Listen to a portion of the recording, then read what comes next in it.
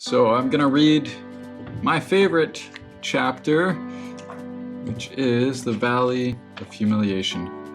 Christian's just left the palace beautiful, and now he descends into the Valley of Humiliation.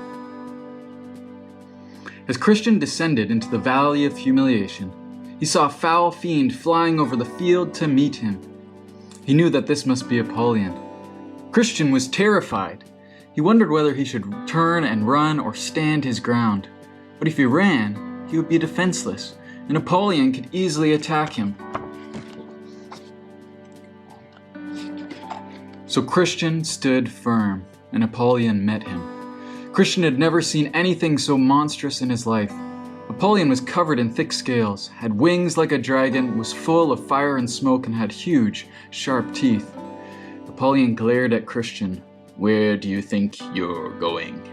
Christian answered, "I came from the evil city of destruction, and I am going to the celestial city."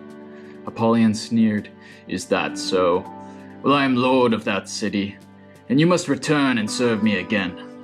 Christian replied, "I will never go back. I serve the true king now, and I will follow his path." Apollyon said, "But you don't really serve the king. You've already disobeyed him many times. First you fell into the bog of despair, then you strayed from the path, and you've been lazy and slept far too long, and almost turned back when you saw the lions. I don't think you love the king at all." Christian answered, "All this is true, and much more of which you have left out.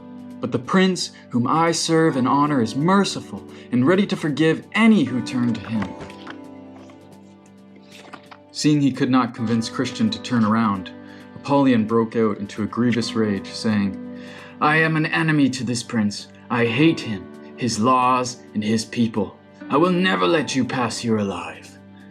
Christian held up his shield and sword and said, "My king has given me everything I need to defeat you." And with that, Apollyon sent fire down upon Christian. But Christian held up his shield and boldly and valiantly fought Apollyon. They fought for hours, and Christian began to tire. Apollyon, seeing an opportunity, knocked Christian to the ground, and the sword fell out of his hand. Apollyon gloated, "I will finish this fight now." So Apollyon raised himself over Christian to strike one last deadly blow. But Christian picked up his sword and with all his strength lifted it, saying, "Rejoice not against me, my enemy. When I fall, I shall arise." And he thrust the sword into Apollyon's chest. Seeing Apollyon was wounded, Christian struck him again, saying, "Yes, in all these things we are more than conquerors through him who loved us."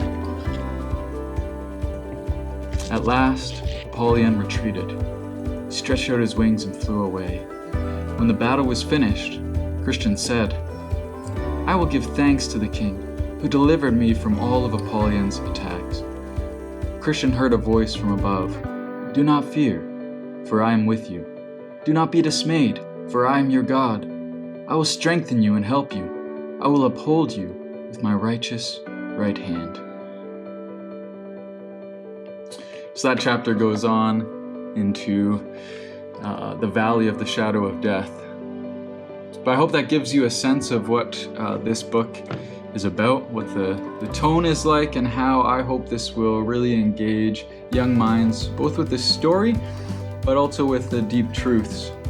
Things like Satan being the accuser. And one feature that I believe will be helpful is at the end of each chapter. This will be modified a little bit, and I should say the text I just read was the unedited text, so it will be polished more. It's already been polished. This was just a test copy.